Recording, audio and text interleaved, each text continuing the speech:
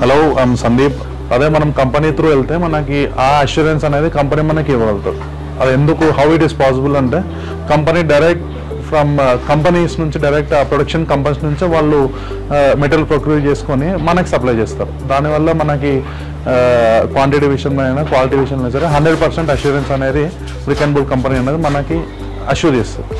మన brick and bolt బేసిక్గా మనకి ఫస్ట్ వాళ్ళ మెటీరియల్స్ ఇచ్చేది మన బయట మార్కెట్తో కంపేర్ చేసుకుంటే మనం క్వాలిటీ విషయంలో సరే మనకి ఎలాంటి డౌట్ అనేది అవసరం లేదు. మన brick and bolt supply chain team అనేది చాలా చాలా చాలా మనకి ఎంత యూస్ఫుల్ అవుతుందంటే యాజ్ ఎ కాంట్రాక్టర్కి అదే నాకు ఒక మెటీరియల్ ప్రొక్యూర్మెంట్ కావాలి అంటే నేను డిఫరెంట్ వెండర్స్తో మాట్లాడేసుకొని వాళ్ళ బెస్ట్ ప్రైస్ నేను తీసుకొని అట్లా నాకు చాలా టైం అనేది కన్జ్యూమింగ్ చాలా ఉంటుంది. అదే ప్రైస్ విషయంలో కూడా నాకు అష్యూరెన్స్ అనేది ఉండదు.